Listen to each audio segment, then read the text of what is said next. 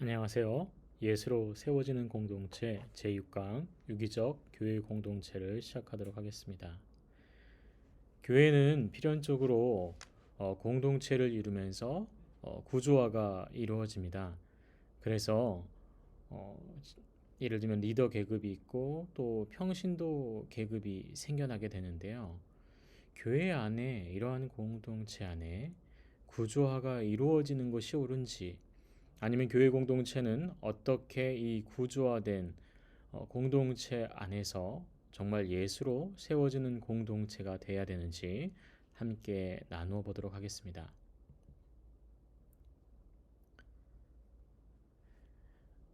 교회가 형성이 되면서 필연적으로 교회 공동체를 운영하고 또 성장해 가기 위해서는 구조화가 필요하고 또 법과 여러 가지 공동체를 위한 규범들이 발생하게 됩니다. 그래서 교회 구조와 형식이 만들어지게 되는데 리더 계급과 또 질서와 구조와 권위주의라고 하기는 좀 모호하지만 오늘은 이 권위주의에 대해서 한번 나눠보겠습니다. 우선 교회 공동체를 이루기 위해선 구심적임이 되는 리더 계급이 필요했습니다. 그래서 이 리더 계급이라고 하면 초대 기독교 안에서는 예수님의 제자들이 또 그의 속 사도들이 활동을 하면서 리더 계급을 맡습니다. 더불어서 또 복음에 대해서 반응했던 사람들 중에 또 복음을 가르치고 또 전해야 할 수 있는 이 사람들을 다시 리더로 세우게 됩니다. 그래서 교회 안에서는 이 복음을 전할 수 있는 리더와 또 이 교회의 사정을 돌볼 수 있는 리더를 세우게 됩니다. 저희 이 교회는 장로 교회지요. 실은 이 성경에서 말하는 장로는 두 직분을 가지고 있습니다. 한 직분은 말씀을 가르치는 직분이고요. 또 한 직분은 장로로서 교회를 돌보는 직분입니다. 오늘날에 이르러서는 이 말씀을 전하는 장로를 목회자, 목사로 명명하게 되었고요. 교회의 살림과 교회 교우들을 돌보는 그 장로는 아직까지 장로로서 불려지고 있습니다. 이 리더 계급을 통하여서 교회는 질서를 유지하게 되는데요. 이 질서를 유지함에 있어서도 저희 그 장로교단의 어떤 시초라고 볼 수 있는 깔뱅의 경우에는 그가 애초에 법을 전공한 사람이었고요. 그가 복음 안에 변화는 되었지만 이 교회 공동체, 그러니까 제네바 안에 있는 믿음의 사람들을 위해서는 질서가 필요하다라고 판단을 했고 그 필요에 의해서 제네바를 어떤 법제화된 복음과 또 방법들로 돌보고 함께 성장해 갔습니다. 이러한 정통 속에서 저희 장로교회도 실은 조금 딱딱하긴 하지만 질서가 세워지게 되고 이 질서는 물론 계급화라는 굉장히 잘못된 인식으로 갈 수도 있지만 이 질서를 통해서 교회 안의 혼란과 또 잘못된 복음들에 대한 방어가 가능해지게 되었죠. 또한 이 교회 안에서는 구조가 생겼습니다. 구조라고 하면 어떤 얼개 또 형태가 되겠죠. 예를 들면 복음을 전하는 목사가 있고 또 함께 교회를 돌보는 장로가 있고 또 장로를 도와서 함께 교회를 돌봐야 될 집사들이 생겨나게 되고요. 그리고 집사가 되기 위한 어떤 과정들이 만들어지게 되는 것이죠. 그러면서 교회 안에 질서가 세워지고 그 질서로 인하여서 구조화가 되고 그리고 이 권위주의라고 할 수 없는 권위주의가 생기는데요. 구조화가 되고 질서가 생기고 계급이 생긴다라는 잘못된 생각으로 이런 교회의 구조와 형식을 바라보게 되면 딱딱하고 오염되기 쉬운 공동체라고 볼 수 있는데요. 그것이 아니라 저희는 이제 교환에는 권위주의라고 물음표를 붙였잖아요. 권위주의라고 보기에는 너무 과하다고 생각을 해서 제가 이렇게 물음표를 붙였는데요. 교회 안에는 교회의 어떤 리더로서 또 질서로서 구조화된 형태를 유지하기 위해서 서로에 대한 존중이 필요한 거예요. 권위주의로 해석할 것이 아니라 서로에 대한 존중으로 해석하는 거죠. 복음을 전하는 목사로서 목사가 어떤 교회 안의 영향력을 행사할 때 그것이 어떤 권위주의나 어떤 힘이 아니라 교회 안에서 서로 이해하고 관용하는 형태가 돼야 되는 거죠. 그래야 잡음이 없고 구조가 온전히 이루어지고 교회로서의 온전한 형태를 이루게 되는 거죠. 교회사 안에는 이러한 그 카톨릭 교회의 권위주의와 잘못된 리더, 질서, 구조에 대한 반기를 들고 많은 사건들이 발생하게 되는데요. 공동체를 바라볼 때 이러한 구조와 형식을 필요치 않다라고 생각하는 집단들이 발생하게 되는데요. 16세기에는 합스부르크 왕가라고 굉장히 유명하죠. 유럽에 있는 혈통적으로는 뭐 프랑스와도 관련이 되어 있고 많은 나라의 이 가문에서 어, 출생한 왕과 왕후들 또 왕족들이 굉장히 많습니다. 그래서 유럽에서는 합스부르크 왕가가 굉장한 힘을 발휘하는 왕가입니다. 그런데 이 합스부르크 왕가는 카톨릭 교회와 아주 가깝고 또 자신의 정치를 위해서 거의 카톨릭 교회와 연합해서 나라를 이끌어가는 정도가 됐습니다. 그러다 보니까 아무래도 이 구조화와 어떤 리더나 영향력에 대한 힘들이 발생을 하게 되는데요.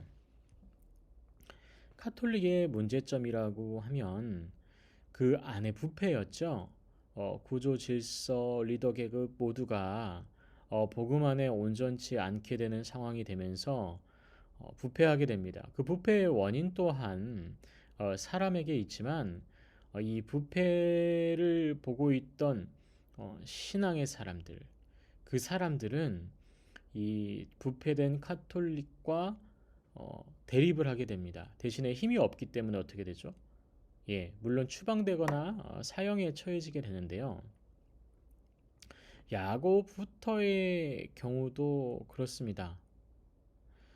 어, 후터파라는 공동체를 이루게 되는 야곱 후터는요, 실은 합스부르크 왕가로부터 추방을 당해서 따로 다른 사람들과 함께 모여서 또 후터파를 형성하게 됩니다. 물론 3년 후에 화형을 당해서 죽게 되지만 이 후터의 경우는 이 교회 공동체 안에 구조화와 리더 계급이 세워지는 것들을 굉장히 반기를 들었던 공동체입니다.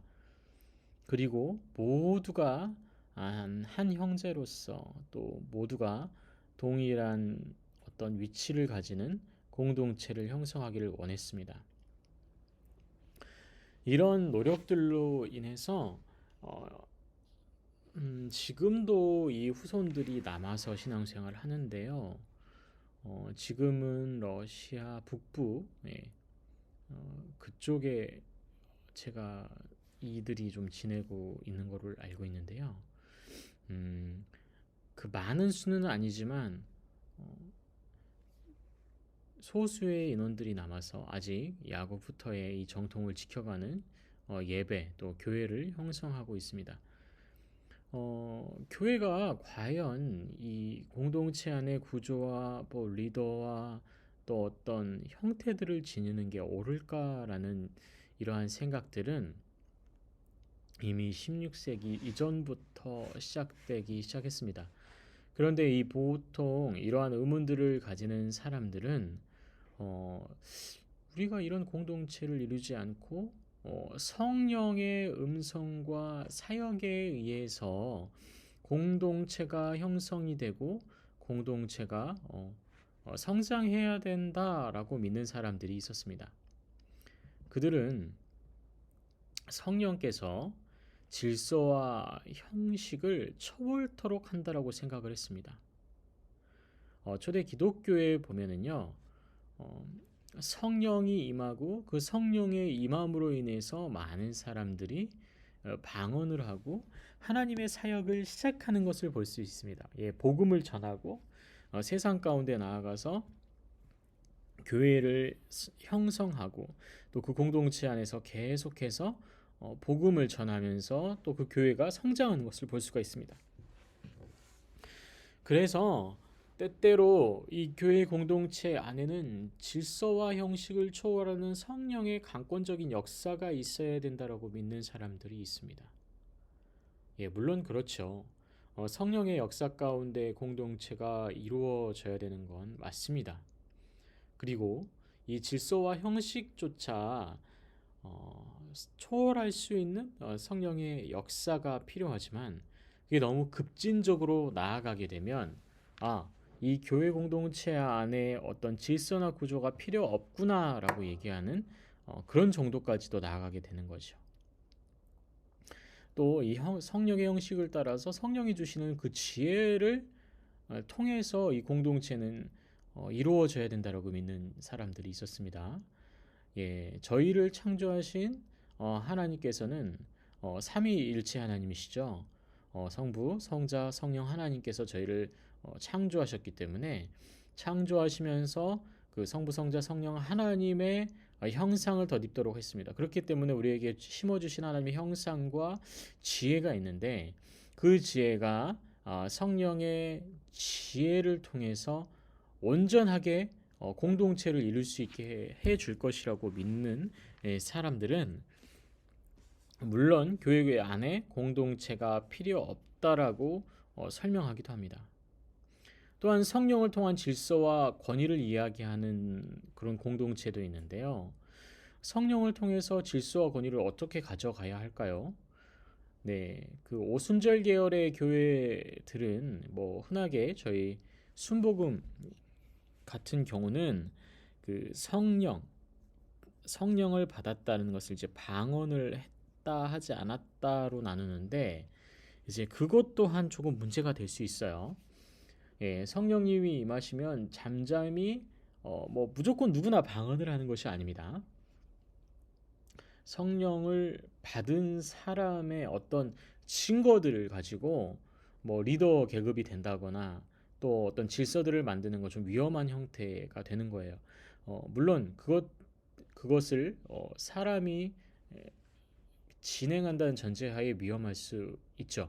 하지만 성령을 통한 질서와 권위는 어떻게 봐야 되냐면 성령 하나님께서 자연스럽게 우리 공동체 안에 이루어가게 하신 순적함, 또 성령을 통해서 역사하시는 어떤 방향성, 또 공동체의 성장 이런 것을 보고 그 질서와 권위를 정한다면 큰 문제는 되지 않을 것입니다. 그렇지만 너무 성령의 역사 가운데 이 교회 공동체의 어떤 구조나 리더나 이런 부분들을 세워간다는 건 큰 문제가 될 수 있습니다. 아까 잠깐 나누었지만 교회에는 잘못된 계급화가 이루어짐에 따라서 많은 분파들이 생겨나게 되었다고 했어요. 그 카톨릭에 의한 계급 구조화가 우선인데요. 카톨릭의 계급 구조화는 다음 슬라이드에서 나눌 텐데요. 그 예수님께서 사도 베드로에게 그 주셨던 권위 있잖아요. 그 권위를 카톨릭에서는 교황에게 주고 교황을 필두로 그 밑으로 많은 계급들을 만들었습니다. 그 계급들을 만들면서 시간이 지나죠. 시간이 지나면서 그 계급들 안에서 부패 세력이 발생을 합니다. 그로 인해서 어떻게 되죠? 네, 그 가톨릭 교회 안에 부패가 발생하라고 그 유명한 면죄부 사건이 발생하는 거죠. 예, 그로 인해서 문제가 발생을 하는 거였고요. 이 전 슬라이드 나눴던 것처럼 성령의 지혜를 구하는 잘못된 계급화가 이루어지고 또 성령을 통한 질서와 권위, 그러니까 내가 성령을 받았고 너는 받지 않았고라는 그 질서의 문제점들이 드러나면서 이 교회 안에 잘못된 계급화가 발생을 하게 되는 거죠. 카톨릭의 예를 들면 계급화는 이렇습니다. 네, 카톨릭은 교황, 추기경, 대주교, 주교, 몬시뇰, 신부, 부제로 나뉘게 되는데요. 이 반석의 교회를 세우리라 하시는 예수 그리스도의 어떤 그 말씀으로 인해서 베드로의 정통성을 잇는 가톨릭 교회의 최고 지도자가 교황입니다. 그리고 그 교황을 돕고 보좌하는 최측근 협력자, 그리고 최고의 성직자는 추기경인데 이 추기경들이 교황 선출권을 가지고 있죠. 그래서 교황을 뽑는 기능을 합니다. 그 밑으로 주로 대교구를 관할하는 주교가 있고요. 그 주교 밑에 대주교 밑에 주교가 있습니다. 주교는 이 대교구 밑에 교구들을 관할합니다. 원신율이라고 하는데요. 이 신부 위에, 그러니까 주교는 되지 못한 계급인데 주교품을 받지 않고 있는, 나이가 좀 있고 카톨릭 고위 성직자에 대한 경칭이 원신율입니다. 그리고 부제는 바로 사제 바로 아래의 성직자가 되기 사제 바로 아래의 성직자인데요. 이처럼 많이 어떤 계급이 분화가 되면서 체계적이긴 하지만 이 구조 안에서의 부패로 인해서 많은 문제들이 발생을 합니다.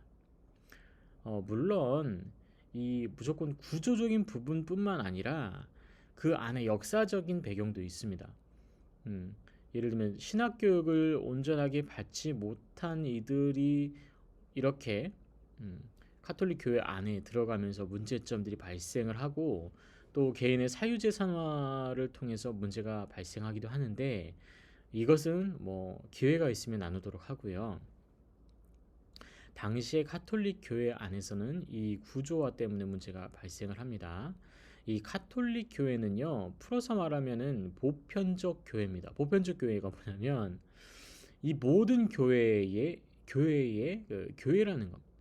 그러니까 일반적인 어떤 교회라고 이 가톨릭 교회는 얘기를 하고 있는 거죠. 하지만 저희와는 결을 다르게 하는 것이라는 거 꼭 알아두셨으면 좋겠고요. 이 교회 안에는 리더십이라는 개념이 조금 다르게 이해가 돼야 하는데요.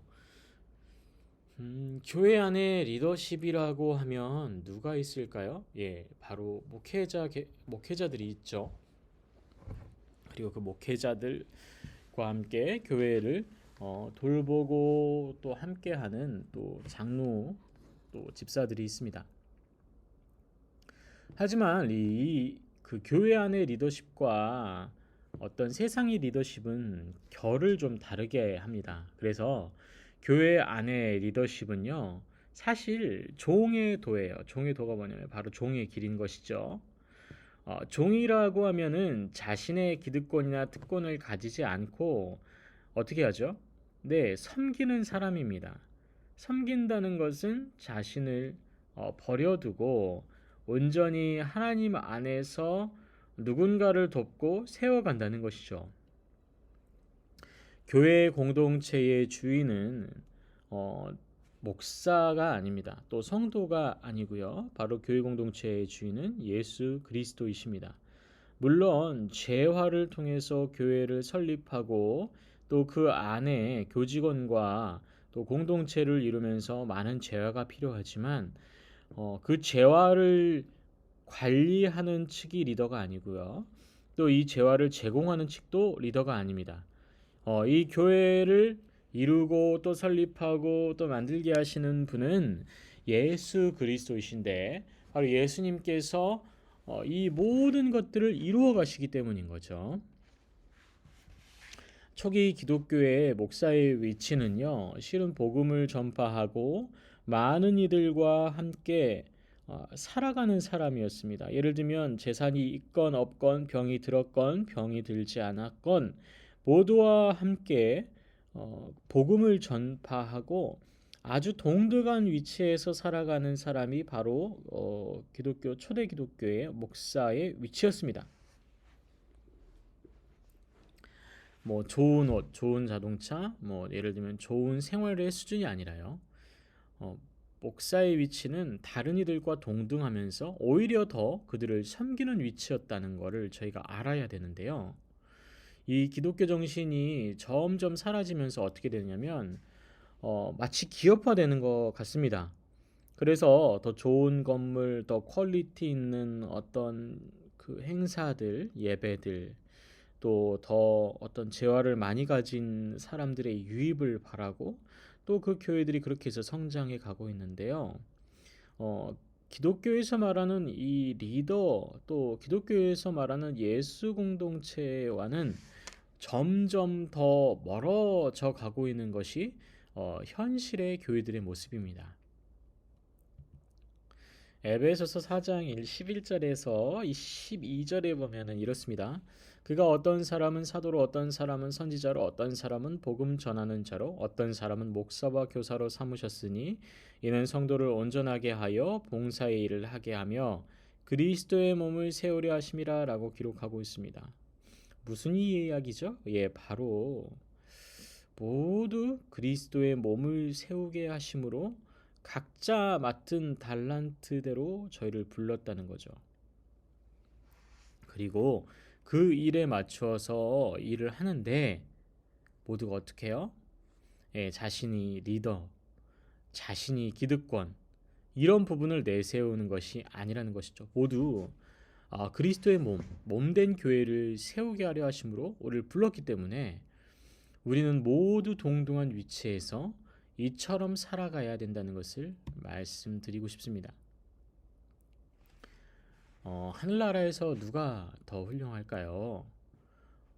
교회를 더 섬기고 사랑하는 사람? 아니면 교회의 리더 계급?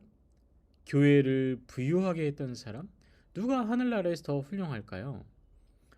예, 마태복음 20장 25절에서 28절은 이렇게 기록하죠. 예수께서 제자들을 불러다가 이르되 이방인의 집권자들이 그들을 임으로 주관하고 그 고관들이 그들에게 권세를 부리는 줄을 너희가 알거니와 너희 중에는 그렇지 않아야 하나니 너희 중에 누구든지 크고자 하는 자는 너희를 섬기는 자가 되고 너희 중에 누구든지 으뜸이 되고자 하는 자는 너희 종이 되어야 하리라.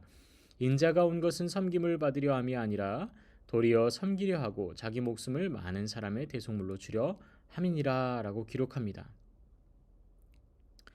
교회는 예수님처럼 말할 수 있어야 합니다. 도리어 섬기려 하고 자기 목숨을 많은 사람의 대속물로 주려 함이니라.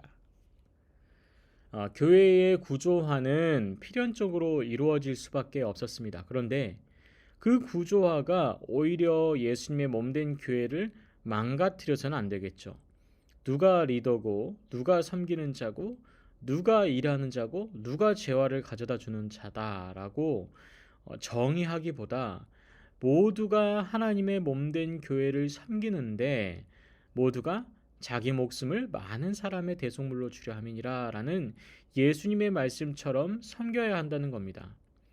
교회 공동체는 굉장히 딱딱하고 수직적인 방향을 가지고 있다라고 생각해서는 안 되고요. 모두가 수평적인 관계라는 것을 생각해야 됩니다. 자, 성경에서는 겸손한 종의 역할의 리더십을 얘기를 합니다. 자, 베드로전서 5장 2절에서 5절에 보면 너희 중에 있는 하나님의 양무리를 치되 억지로 하지 말고 하나님의 뜻을 따라 자원함으로 하며 더러운 이득을 위하여 하지 말고 기꺼이 하며 맡은 자들에게 주장하는 자세를 하지 말고 양무리의 본이 되라. 그리하면 목자장이 나타나실 때에 시들지 아니하는 영광의 관을 얻으리라. 젊은 자들아 이와 같이 장로들에게 순종하고 다 서로 겸손으로 허리를 동이라. 하나님은 교만한 자를 대적하시되 겸손한 자에게는 은혜를 주시니라라고 합니다. 예, 아멘이시죠? 예, 그 교회 안에서의 어떤 사역과 또 계층을 이루는 것은 모두가 겸손한 자세로 또 하나님의 은혜를 구하는 자세로 세워져야 합니다. 겸손한 종은 하나님의 은혜를 바라봅니다. 자신의 능력이나 어떤 구조의 취약점을 바라보는 것이 아니라 오직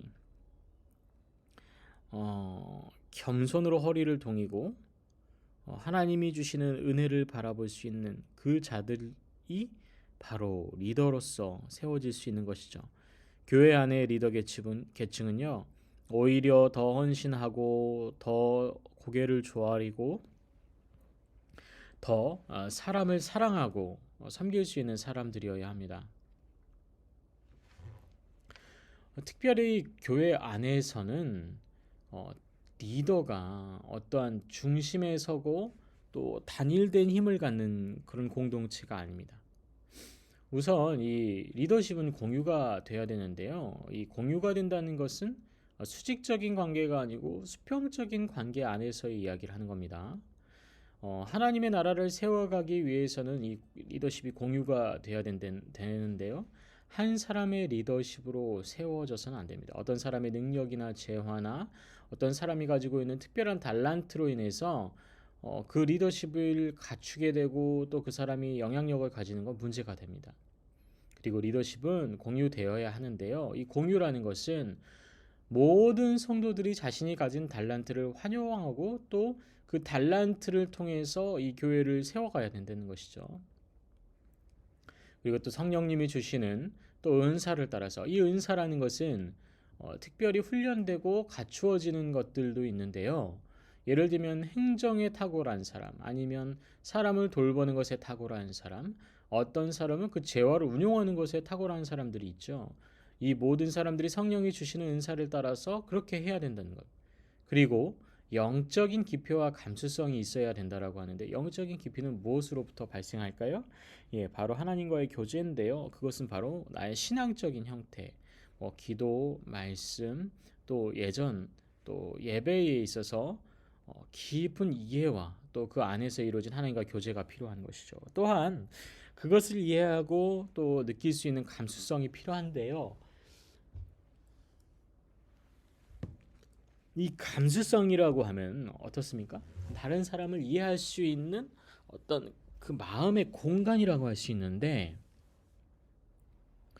모든 리더십이 공유된 공동체 안에서 또 이러한 서로에 대한 이해와 또 영적 깊이와 감수성을 가지면 오히려 더 튼튼하고 또 건강한 예수 그리스도의 공동체를 이룰 수 있을 것이라고 보는 것이죠. 교회 성직 계급이 없었다면 어떤 일이 벌어질까요? 예, 저희 교회사의 흐름 안에서도 이런 계급들이, 이런 공동체들이 등장을 하는데, 퀘이커가 그렇고 플리머스 형제단이 그렇습니다. 이 사람들은 굉장히 어떤 교회 공동체의 이해에 있어서 좀 독특한 방향성을 가집니다. 그런데 오히려 유연한 교회 공동체를 이루게 되는데, 예를 들면 수직적이지 않고 굉장히 수평적이기 때문에 서로의 문제점에 대해서 다 마음을 터놓고 얘기하고, 또 그로 인하여서 어떤 문제들을 해결해 나가는 독특한 형태들이 발생을 하는데요.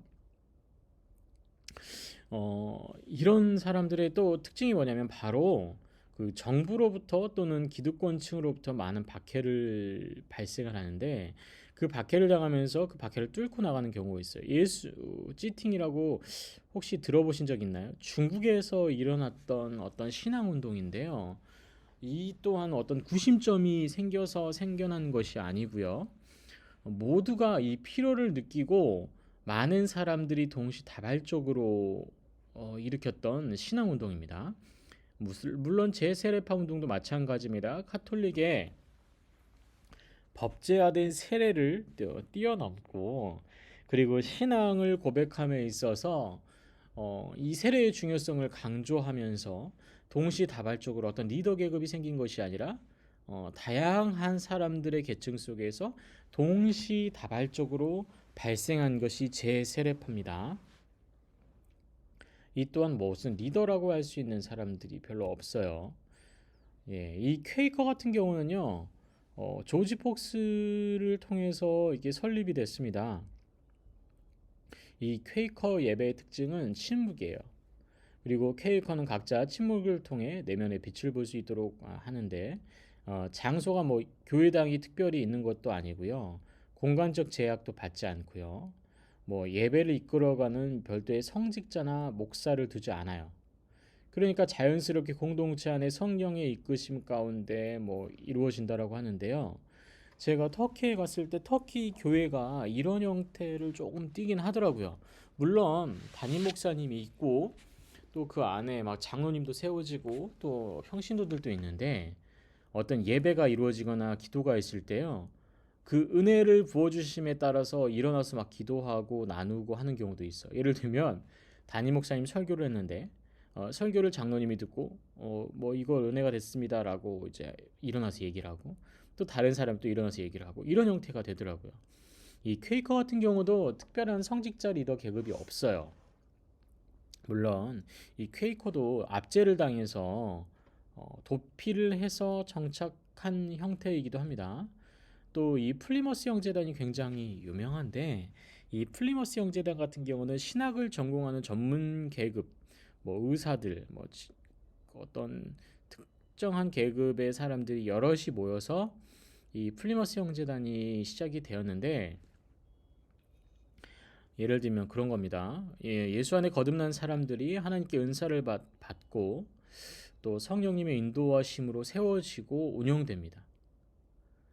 누구든지 모든 성도가 제사장으로서의 역할을 그러니까 목사가 할 수 있는 복음을 얘기를 하고 또 기도하고 또 병자를 위해서 축복하는 모든 것들을 다 하는 거예요. 그러니까 목사나 평신도라는 계급적인 어떤 형태를 거부합니다. 이게 병폐라고 생각을 했어요. 그리고 교단을 형성하지 않고요. 개별 교회가 하나님 앞에 책임이 있다는 믿음을 따르죠. 그러고 보니까 굉장히 독특하죠. 오늘날의 교회 형태와 많이 다른데요. 이런 공동체는 어떤 이점이 있냐면 어떤 잡음이 없는 겁니다. 서로 존중을 하고 서로 그 복음에 대한 이해를 가지는데 굉장히 좋지만 문제는 뭐냐면 복음을 선포함에 있어서 과연 건전한가 또 훈련이 되어서 신학적인 견해들이 문제가 없는가 등이 이러한 공동체 안에 문제로 발생할 수 있는 것이죠. 루터 같은 경우는 모든 성도에게 하나님께서 목회 사역을 주어 주셨다라고 얘기를 합니다.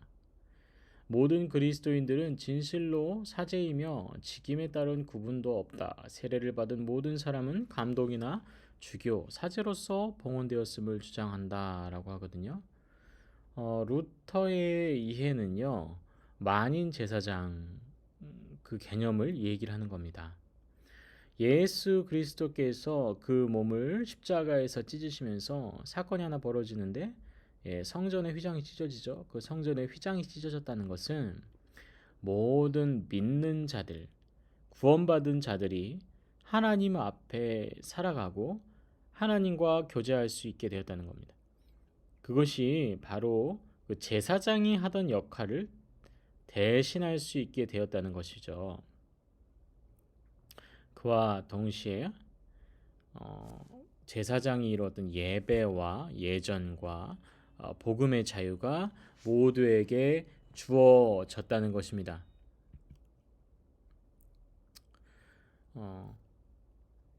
라오스라는 헬라어를 이제 보통 신약 성경에서는 평신도라고 번역을 하는데요.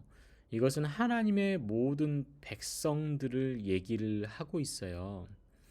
백성들이라고 하면요, 어떤 목사나 장로가 백성이 아니고 모든 구원받은 자들이 하나님 나라의 백성, 그러니까 하나님의 교회 안에서의 평신도의 개념이 되는 거죠. 그러다 보니까 목회 사역 모두가 평신도의 의무로서 작용을 합니다. 작은 예로 저희 교회 안에서도 평신도 안에서도 여러 봉사하시는 분들이 있잖아요. 이 모든 분들은 실은 목회를 하고 있고요. 그 목회가 방향성과 결이 다를 뿐이지 목사의 설교와 동등한 위치에서 이루어진다는 것을 저희는 알아야 됩니다. 그래서 교회의 모든 사역은 건전하고 진실되게 이루어질 수 있어야 되는 것이죠.